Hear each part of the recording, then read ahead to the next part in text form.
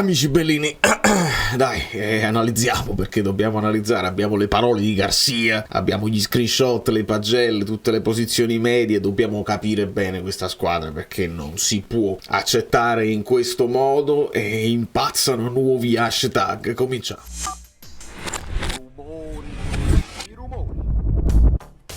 Allora, nel dare il benvenuto a Giuseppe, non dico altro perché non è proprio il momento, e poi ci sono gli attacchi generali, lasciate un like per me, insomma, per noi che siamo della community dell'analisi, che cerchiamo di andare nel profondo per capire, perché siamo anche curiosi di trovare una soluzione. Non la troveremo noi, ma possiamo dare degli spunti, ci seguono, lo sappiamo, quindi io vi ringrazio, perché il canale va bene, ma non va bene il Napoli, onestamente. Partiamo con gli screenshot, perché andiamo a vedere proprio nel campo come si è mosso il Napoli, che non convince onestamente. Il primo screenshot però è questo, perché io sto bazzicando un po' su x.com per capire anche il polso dei tifosi. È una piattaforma molto violenta, quindi io non la amo, però il Napoli fa di tutto per rendersi anche partecipe di questa derisione generale. Una delle cose è questa, perché si sfruttava il fatto della maglia così. La stagione più spaventosa è tornata e potete immaginare qual è stata la reazione dei tifosi.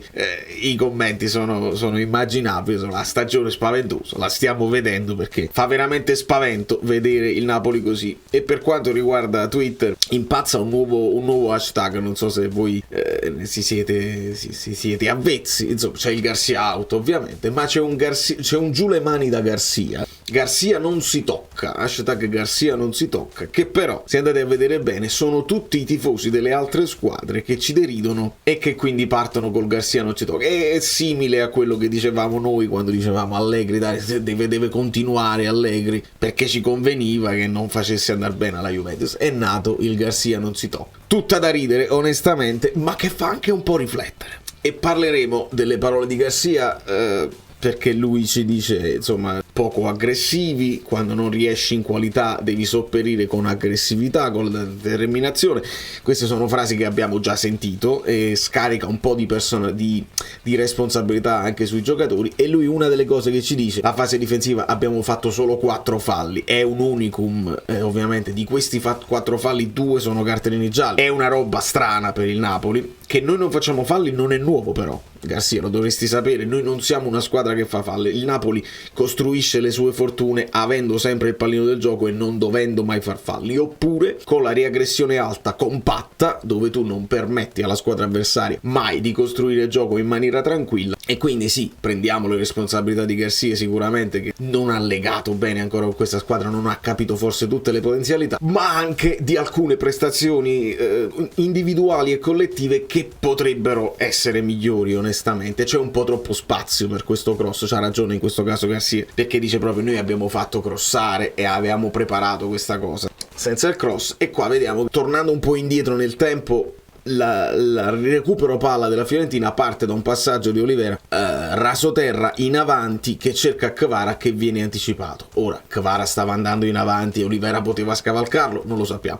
Succede anche però nel secondo tempo quello che poi porterà al gol di Bonaventura, cioè Olivera che passa in avanti e Kvara che viene anticipato secco. Sbaglia Kvara, sbaglia Olivera, lo dobbiamo scegliere, perché poi non sappiamo qual è il diktat dell'allenatore. Comunque, ovviamente qui, perché poi arriva il gol di Brecalo e si può parlare di Meret, ma già qui c'è il signor Martinez Quarta, che non se l'ha inventato adesso italiano, lo avevamo detto noi in pre-partita. E chi lo segue? Perché se Martinez Quarta è il difensore, o lo segue Osimhen o lo deve seguire uno dei centrocampisti sicuramente, perché è un attaccante aggiunto che scompagina. E qui il Napoli, come al solito, vedete, si raggruppa. Però poi c'è anche un Brecalo che continuerà la corsa, perché il cross arriverà in questa zona. E andiamo a vedere l'altro screenshot, dove Martinez Quarta riesce a toccare il pallone, che finirà sul palo. Qua un po' morbido onestamente Di Lorenzo, che chiude.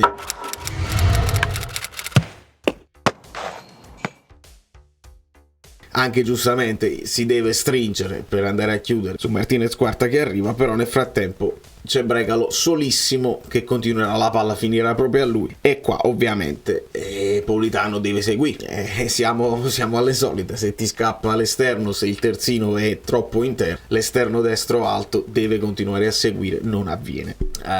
Secondo me, se Di Lorenzo non la tocca, quel pallone finisce fuori, quello di Brecalo passa tra le gambe di Meret e va a uscire. Il tocco di Di Lorenzo, purtroppo lo recuperiamo questo frame, l'avevo segnalato, e lo prende proprio di interno, la palla passa tra le gambe di Meret e stava andando secondo me verso l'esterno, al massimo avrebbe preso il palo. Di Lorenzo ci mette il piedino, la tocca quel tanto che basta, la palla finisce in rete, è chiaro, è il palo di Meret, è tra le gambe di Meret, è lì che devi chiudere prima oppure devi intervenire diversamente, ma comunque c'è uno libero qui. Se Brecalo non avesse tirato e avesse fatto lo scarico all'indietro sarebbe stato quello lo stesso. Male ragazzi, troppo male, tutti troppo male. Questa è una delle cose buone, perché abbiamo analizzato un Nathan che cresce in personalità, che tocca più palloni, e in questo caso decide anche di fare questo cross, un cross alla Quadrado, mi sento di dire, perché Quadrado ha questo cross che gira moltissimo e quindi può partire anche dalla tre quarti, non devi per forza arrivare sul fondo.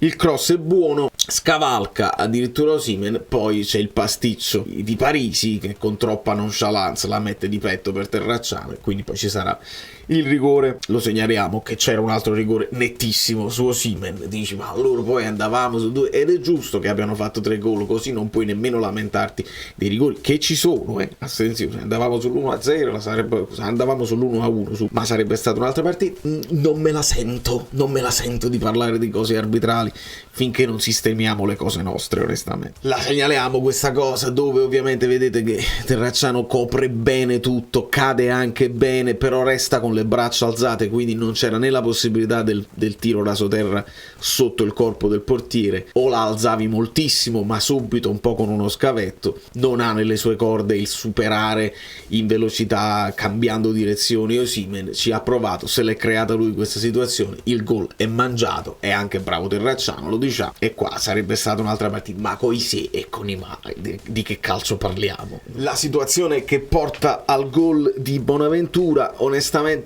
c'è tanto di cui parlare, perché il Napoli qui è con Cajuste, è ritornato al 4-3-3 con Raspadori esterno destro, e però vedete qui molto interno, non abbastanza interno da chiudere su Arthur, ma l'azione dovremmo fare un rewind, perché ad un certo punto la Fiorentina sviluppa sul lato mancino loro, tornano indietro dal portiere, cosa che fanno abitualmente, e lì c'è una pressione doppia di Osimhen e anche Raspadori, quando poi Raspadori, andando in pressione non organizzata perché non segue anche Cajuste il movimento di Raspadori, ovviamente la Fiorentina risviluppa su quella fascia, e poi siamo tutti un pochino non messi benissimo, perché Cajuste è troppo basso, c'è Lobotka qui, c'è Zielinski che qua capisce che deve andare a chiudere perché sta avanzando Arthur, e c'è anche Kvara molto interno, infatti Kayode poi è libero, sarebbe potuta arrivare anche a lui la palla. Ovviamente qua vedete che c'è Nathan a destra e Ostigard a sinistra, perché venivamo da un'azione dove Nathan in velocità era riuscito a chiudere con una scivolata, insomma non stavamo messi benissimo, anche troppa distanza tra Icone e Olivera, e poi sarà Olivera che andando in chiusura qualcuno deve rompere la linea, e purtroppo c'è il flipper, quindi la palla, ma se la palla non fosse passata, non fosse stata intercettata da Olivera, sarebbe poi andata di Icone libero, quindi ci avevano fatto a fettine lo stesso. Ecco, lo vedete il momento in cui Olivera decide, Ostigard scappa all'indietro, Olivera decide di lasciare Icone per intercettare, per cercare di andare in contrasto, la palla è per Icone, quindi sarebbe stato poi libero di calciare, magari Icone la buttava un'altra volta sul palo, però finendo poi la palla al centro. È un gioco da ragazzi per Bonaventura, vedete che Kvara è un po' in ritardo ma sempre centralmente, lasciando Kayode anche libero, se l'azione si fosse sviluppata in maniera diversa, ma purtroppo il flipper va bene per Bonaventura che fa un rigore in movimento. La disperazione di questo raccattapalle, non c'è dubbio, l'immagine di tutti noi, la papiata mani nei capelli. Questo è quello che vi dicevo, i passaggi in avanti di Olivera, dove non si comprende con Kvara. Se Kvara si aspetta un passaggio a scavalcare, viene anticipato secco, o Kvara viene deciso verso Olivera, e allora Olivera lo trova con con il passaggio non filtrante ma con il passaggio diretto, e qui c'è un po' di incomprensione, non lo so se sono state provate queste cose. Ovviamente il passaggio è dritto per dritto, Kvara non c'è, allarga anche le braccia e Kayode lo anticipa di netto. Qui il Napoli perde palla, poi dopo si sviluppa, ci sarà la scivolata di Nathan, il recupero e poi il gol di Bonaventura di cui parlavamo prima. E qui recuperiamo la situazione che vi dicevo prima di un Raspadori che ala, funziona e non funziona, vedete che sta qui. Ora, se tu fai la mezzala o fai il sottopunta, accompagni Osimhen nel primo pressing come fa Zielinski e come abbiamo imparato che si fa nel 4-3-3. Se sei ala, qua non può sviluppare con tutta questa libertà il terzino della Fiorentina. Poi dopo Raspadori andrà in pressing insieme ad Osimhen di là, ma poi si scombina tutto perché non è armonico questo pressing, non è effettuato nella maniera corretta, onestamente. Passando all'analisi tattica un po' ancora più spicciola, noi sappiamo che SofaScore ci dà, e li vedete qui, che gli XG del Napoli non sono uguali a quelli della Fiorentina secondo SofaScore, e andiamo a 1,75 contro i 2,07 della Fiorentina. Ma interessa poco la situazione degli XG in questa partita, mi interessa di più vedere la situazione XG generale, perché la Fiorentina non è una squadra che è abituata a creare tantissimo, e anche in questa partita alta percentuale realizzativa rispetto a quello che hanno creato. Se noi andiamo a vedere, questa è la classifica, ma se andiamo a vedere la classifica per XG, il Napoli è secondo dopo l'Inter, cioè fondamentalmente creiamo i gol che alla fine segniamo, perché siamo lì. Tra 17 gol fatti ne crei qualcosa in meno di 17, quindi ci siamo. Negli XG di gol che dovresti subire, vedete che il Napoli è terzo, quindi ne dovrebbe subire meno di quelli che effettivamente subisce. 6,78 ne concediamo, ne subiamo però 9. E quindi già c'è da chiamare, ci sono i numeri, ok, però c'è l'allarme che ogni volta che ci vengono addosso prendiamo gol, e quindi non va bene. Se andiamo a cercare la Fiorentina, vedete che loro concedono molto di più di noi, e per quello che creano la Fiorentina sta qui. Dopo Verona, Salernitana, queste squadre così, è molto bassa come quello che crea di più l'Udinese, crea di più il Sassuolo, il Bologna, l'Atalanta, il Frosinone, ovviamente il Monza. Quindi queste sono le squadre che creano di più, anche la Juventus. La Fiorentina non poteva crearci tutte queste preoccupazioni, e invece lo ha fatto. Posizioni medie, ovviamente la posizione di Kvara viene un pochino sporcata dall'aver cambiato poi fascia nel secondo tempo, lo vedete, risulta a tutto campo, ma sappiamo che agisce principalmente qui su questa fascia. Poi quando entra Lindstrom, Garcia cambia anche la sua posizione, lo mette anche a destra. Tutto normale il resto, con Politano qui, con Issa che ha giocato ovviamente pochissimo. Posizione un po' a tutto campo di Zielinski, che vedete si abbassa molto, perché quando passiamo a 2 si abbassa moltissimo. Arriva anche la domanda a Garcia, ma Zielinski ha giocato più dietro di Olivera, domanda fatta male, perché è chiaro che in fase di costruzione si abbassa il centrocampista per portare un pochino di qualità, e si deve alzare il terzino, lo devi però fare bene. Non è quello non è il problema che Zielinski risulta più basso di Olivera, il problema è un altro. E quando entra Raspadori risulta a tutti gli effetti tutto campista, perché deve dare una mano, tende a stare al centro dietro Osimhen, però poi anche quando dovresti stare qua c'è pochissima presenza sulla fascia, addirittura c'è più presenza qua sulla fascia sinistra. Non ci siamo. Lindstrom, anche lui pochissime palle toccate, come Gaetano e come Cajuste. È interessante vedere la hitmap di Martinez Quarta, che finisce anche attaccante, e non è casuale, è una cosa provata. L'italiano fa con continuità. Per quanto riguarda i numeri dei giocatori del Napoli, il rating di SofaScore generale, dove la somma delle prestazioni, insomma di quello che fai, tra duelli vinti, tra tocchi, tra passaggi chiave, vedete 7,5, 7,4 e 7,1. quelli che si salvano sono fondamentalmente, e potete essere d'accordo o meno, Politano, Osimhen e Nathan. Magari su Politano si può discutere, però per quel poco tempo che ha avuto ha uno score abbastanza alto. Osimhen, quello che il Napoli crea se l'è creato lui, e Nathan ha dei buoni numeri tra anche passaggi lunghi effettuati. Poi dopo abbiamo Zielinski, abbiamo Simeone, Kvara che non fa una cattiva partita, però va analizzata bene, Maluccio, tutti gli altri. Maluccio tutti gli altri, e questo poi ci porterà ai voti. E il nostro punto di riferimento, almeno il mio punto di riferimento, è capire il Napoli con l'Udinese che cosa è riuscito a fare, e il Napoli con la Fiorentina in questo momento. C'è un dato incontrovertibile, che il terzino contro l'Udinese era Mario Rui. Sono andato un pochino a vedere i numeri di Mario Rui di quella partita contro i numeri di Olivera, e siamo 81% di precisione dei passaggi per Olivera, 87% per Mario Rui, quindi 55 passaggi effettuati di successo, 39 per Olivera, 0 passaggi lunghi per Olivera, 7 passaggi lunghi per Mario Rui. Quindi se vuoi fare la pallata ti serve Mario Rui, capite perché poi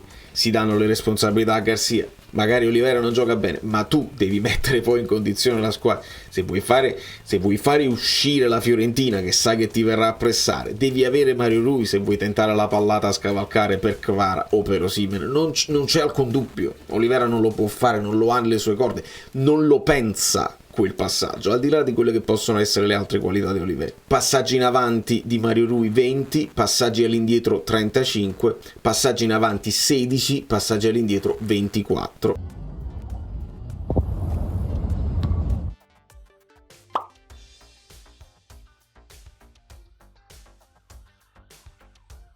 E nella partita dell'Udinese anche un tiro nella porta per Mario Rui, 2 falli subiti, mentre per Olivera nessun fallo e un fallo subito. 4 palle perse per Olivera, 1 palla persa per Mario Rui. Mi si chiedeva in live dei passaggi all'indietro, che facciamo troppi passaggi all'indietro. Siamo lì, perché Napoli con la Fiorentina fa 296 passaggi all'indietro, con l'Udinese 297, quindi siamo lì. Il passaggio all'indietro non è un problema, il problema è quello che fai in avanti. Con l'Udinese 222, con la Fiorentina 188, quindi molti meno passaggi in generale, e un pochino più imprecisi, perché la pressione della Fiorentina ti fa essere anche più impreciso. Di conseguenza li ho messi piccoli perché non meritano più di questo. Noi li diamo i voti, poi sentiamo un attimo anche le parole di Garcia, l'analizziamo bene. Meret 5, non mi sento di dare più di questo, perché ed è sempre incolpevole e non può essere, e dobbiamo dare anche a lui qualche responsabilità. 5 e mezzo per Di Lorenzo. Mi metterò d'accordo con Peppino Di Palma, che mi cura i numeri e le pagelle. Mi sembra stanchissimo, non è un attacco al capitano, assolutamente, mi sembra molto stanco. Andava fatto riposare quando era possibile, ci mette lo zampino purtroppo anche nel gol preso, che poi si perde Martinez quarta nel palo, quindi lì è un po' quello, è un po' il tocco su Bregalo che poi porterà al primo gol. In avanti un'occasione ce l'ha pure, ma la tira alta. 5 Di Lorenzo, 5 e mezzo Ostigard, meno responsabile ma meno mi dà meno sicurezza delle altre partite. Do 6 e mezzo a Nathan, perché si staglia come migliore proprio in generale di tutta la squadra per tutto quello che ci ha fatto vedere.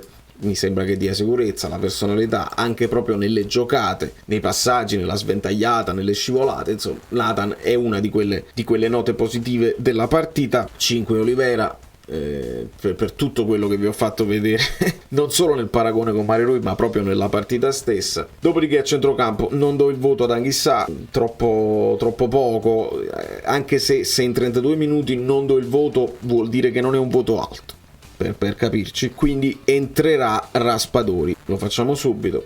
Raspadori, che però si metterà in questa zona. Lobotka 6, ci prova, arriva anche al tiro, marcato a uomo prima da Arthur, poi da Duncan. Lobotka era anche chiamato a seguire Arthur in avanti, dopo la marcatura è stata affidata a Raspadori, non è andata benissimo. Difficile perché i reparti erano un po' sfilacciati, difficile gestire la palla e trovare spazi. Do 6 a Raspadori, do 6 a Lobotka, do 6 a Zielinski, che qualche sprazzo di calcio e anche di lanci più precisi ce lo ha fatto vedere. Per quanto riguarda Politano 5 e mezzo, incide poco, ci prova, ha avuto anche poco tempo, però quello che ci dice SofaScore io lo tengo presente, quindi 5 e mezzo. e 6,5 ad Osimhen, raggiunge il voto di Nathan perché alla fine il rigore se lo prende lui, il rigore lo trasforma lui, l'occasione fallisce se la crea lui, e si danna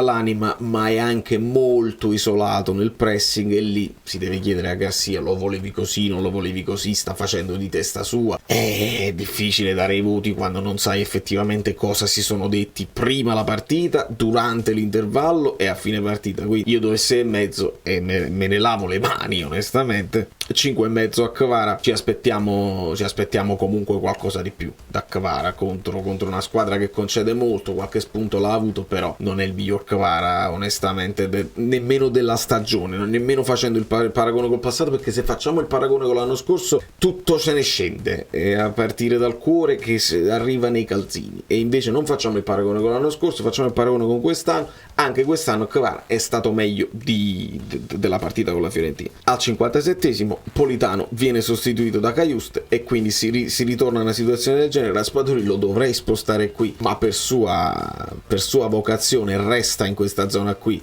a livello di posizione media. Lo stesso Cajuste 5,5, qualche intervento lo fa, però non trova la zolla e non mi è sembrato prontissimo nella partita. Dopodiché al 76esimo avviene l'imponderabile, perché escono Zielinski, Osimhen e Lobotka e ne entrerà Gaetano, un altro mistero della natura. Gaetano sì, mezzala offensiva, ti fa anche le cose, ma lo metti proprio centrale insieme a Cajuste. Scelta strana. Simeone e il buon Lindstrom, che verrà prima messo qui e poi verrà spostato sulla sinistra, dove magari si poteva trovare un po' più a suo agio. Kvara si mette a disposizione e finisce sulla destra. Non bene, non mi sento nemmeno di dare dei voti, anche se entrano al 76esimo, c'era tempo per far vedere, quindi Lindstrom, Simeone, Gaetano non andrebbero oltre il 5,5, ma non mi sento di dare voti perché siamo in una confusione generale. Non ho capito cosa avrebbero dovuto fare questi giocatori in queste condizioni, onestamente. Aumentano i dubbi, ecco, questo è quello che voglio dire. Purtroppo aumentano i dubbi. Avevamo ritrovato delle certezze, le abbiamo perse di nuovo. Garcia ci dice poco aggressivi in fase difensiva, abbiamo fatto solo 4 falli. È vero. Andiamo a leggere le parole di Garcia. Brabam, ritorniamo alle parole di Garcia. Nel 4-2-3-1 gli esterni devono aiutare i mediani.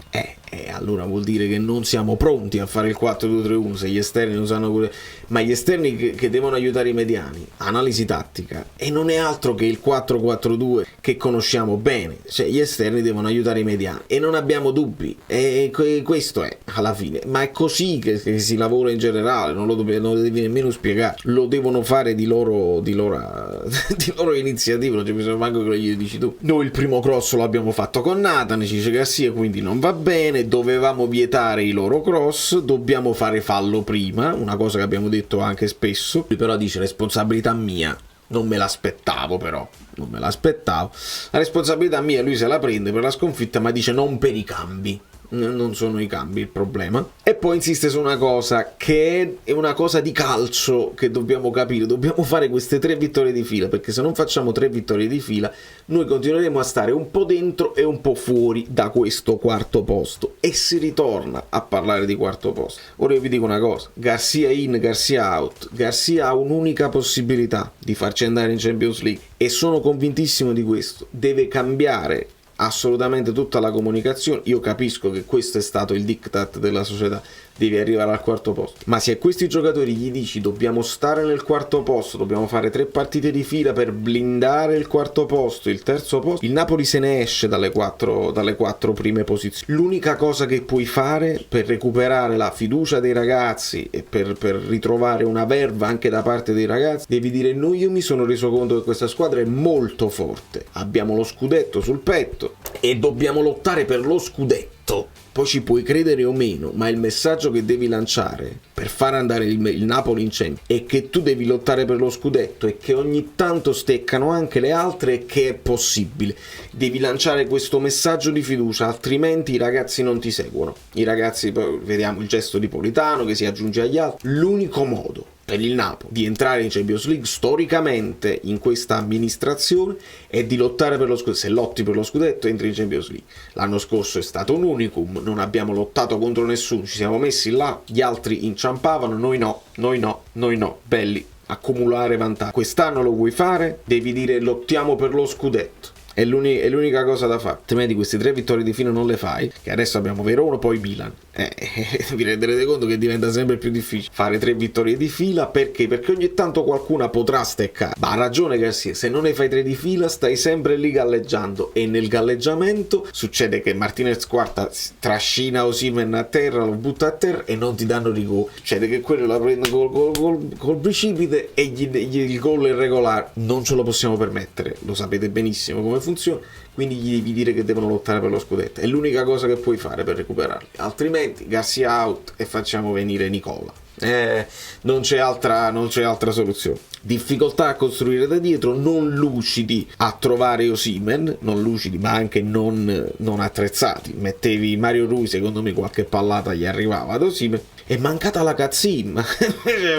Rudy Garcia che parla di Cazzim, perché sarà barata la parola che diciamo tutti nei napoletani, così dai un po' di responsabilità ai giocatori. Il loro portiere ha fatto una parata, e qua mi sa che Garcia parla anche delle responsabilità di Meret, bisogna dirlo tranquillamente. Non sono preoccupato, ma è mancata l'energia, forse, dice molti forse, quindi vuol dire che neanche lui era convintissimo nel dopo partita di quelli che possono essere i problemi di questa squadra. La rivedrà, avrà molto tempo per rivederla, perché abbiamo 15-13 giorni di pausa assoluta. Parlerò di Beckham perché voglio parlare del calcio che mi piace a me, quindi voi mi seguite, lasciate il like e vi iscrivete anche al canale. Gli chiedono se si alza il livello un attimo la squadra perde, come vogliamo fare, e lui dice vedremo se lei ha torto. Io sono sicuro che lei avrà torto, cioè vuol dire fare una grande partita con il Milan e dimostrare con il livello più alto che il Napoli alza anche lui il livello. I fischi dei tifosi, i fischi hanno ragione. Se vuoi rimanere dentro, volevamo rimanere al terzo posto, perché dici i tifosi vogliono rimanere al terzo posto, non dobbiamo uscire dal quarto. I tifosi vorrebbero ben altro, ragazzi, vorrebbero puntare allo scudetto, ma se non si può puntare allo scudetto vorrebbero vedere una squadra che attacca e che va in dominio della partita, perché siamo abituati così, e non è successo solo con Spalletti, è successo con Gattuso, è successo a tratti con Ancelotti, succedeva con Sarri. Il Napoli che domina, poi si perdono le partite perché esistono le partite così, ma il Napoli deve dominare, non si può essere dominati, non siamo abituati. Perdiamo, ma non siamo abituati a essere dominati. Adesso i giornalisti avranno i biscotti, gli chiedono delle sostituzioni. Io ho messo Raspadori perché quando devi fare gol metti Raspadori, però lui stesso si rende conto. Metto Cajuste per non perdere il centrocampo, quindi ti sei reso conto che hai perso il centrocampo mettendo Raspadori, quindi si contraddice un pochino, o meglio ritorna sulla sua scelta, il che significa che ti sei bruciato poi una sostituzione e sei stato costretto a lasciare un Raspadori in campo anche da ala. È lì che forse sei stato un po' frettoloso, e là io ti chiedo assolutamente, si fa male Anghissà, o metti Cajuste o metti Elmas. Non perdi il centrocampo e non perdi un giocatore come Elmas. Cajuste aspetta,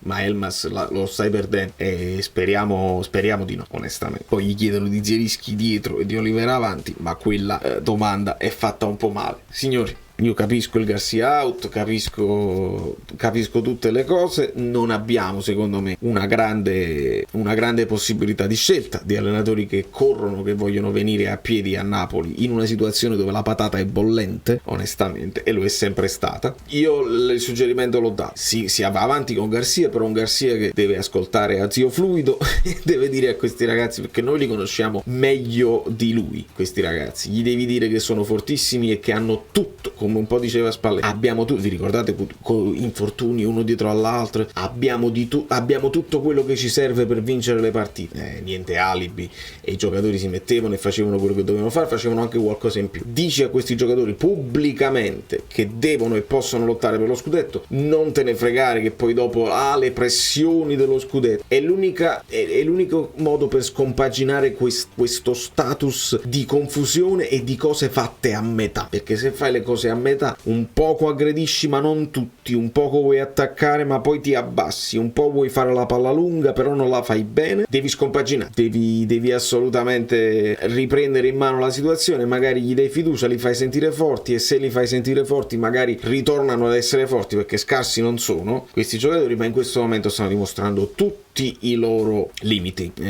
Magari è una stupidaggine quella che sto dicendo, ma non vedo altra soluzione, perché io non sono sicuro che De Laurentiis abbia intenzione di sbugiardare se stesso e licenziare un allenatore, scommettere su un altro che non aveva in programma, pagare due pagare due stipendi, ricominciare magari con un altro modulo. Lo trova quello che fa il 4-3-3? Alla fine, come vedete, il modulo lascia il tempo che trova. Da New York, Valerio Fluido è tutto. Chi è arrivato fino alla fine è il mio eroe e sapete cosa fare, sapete dove trovarmi. Nei commenti divertitevi a fare le vostre considerazioni e abbiamo un po' di tempo per parlarne e per approfondire, perché questo è il momento in cui tutti hanno torto, ma forse tutti hanno pure ragione.